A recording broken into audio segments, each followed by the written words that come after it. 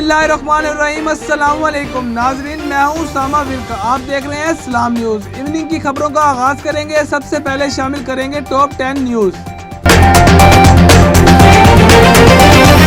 Sindh high court ने Sindh police में नाबीना एसपी की तैनाती के खिलाफ दरखास्त पर पुलिस, सूबाई हुकूमत व दीगर से वजाहत तलब कर ली। जस्टिस मोहम्मद शफीक सदीक और जस्टिस अदनान करीम मेमन पर मुश्तमिल 2 रुकनी कौमी बेंच के रूबरू सिंध पुलिस में नाबीना SP telecommunication Mohammad Ali की तैनाती के खिलाफ दरखास्त पर समाअत हुई।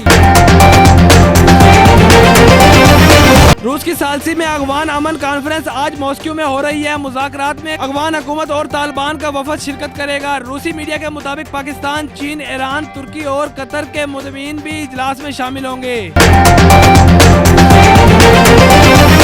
Army chief general Qamar Javed Bajwa ने कहा कि वक्त आ गया है कि माजी को दफन करके मुस्तकबिल की जानिब बढ़ें। इस्लामाबाद में सिक्योरिटी डायलॉग से खिताब करते हुए चीफ आर्मी ने कहा कि नेशनल सिक्योरिटी डायलॉग वक्त की अहम जरूरत है।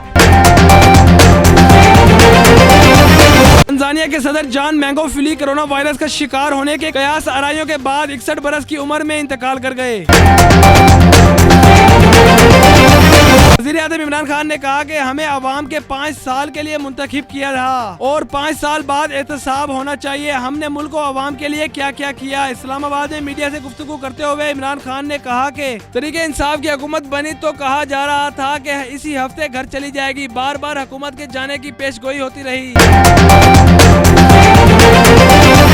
मिस्र की अदालत ने इंसानी हकूक की सरगर्म खातून कारकुन की झूठी खबर फैलाने के इल्जाम में सजा सुना दी। अरब मीडिया के मुताबिक मिस्र की अदालत में खातून सना सैफ को पुलिस अफसरा की तौसीक करने और झूठी खबर फैलाने के इल्जाम में 18 माह की कैद सुना दी गई। सदर मुमलिकत डॉक्टर आरिफ अलवी के बाद वज़ीर-ए-आज़म इमरान खान ने भी कोरोना वैक्सीन लगवा ली। मुल्क भर में 60 साल और इससे जायद उम्र के अफराद का कोरोना वैक्सीनेशन लगाने का अमल जारी है और सदर मुमलिकत डॉक्टर आरिफ अलवी समेत मुतअद्दिद शख्सियात कोरोना वैक्सीन लगवा चुकी हैं। व्हाट्सएप ने एप्पल के ऑपरेटिंग सिस्टम iOS 9 के लिए अपनी सपोर्ट बंद कर दी और अब सिर्फ आईफोन 5 के बाद आने वाले एप्पल स्मार्टफोन में व्हाट्सएप चल सकेगी।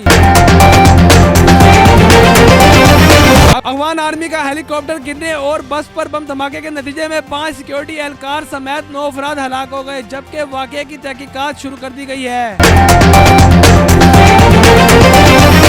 वफाकी वजीर मनसूबाबंदी असद उमर ने खबरदार किया कि नए कोरोना की लहर बहुत खतरनाक है और मस्बत केसेस में तेजी से इजाफा हो रहा है, जिसके बाइस हुकूमत अवामी सरगर्मियों पर सख्त पाबंदियां लगा सकती है।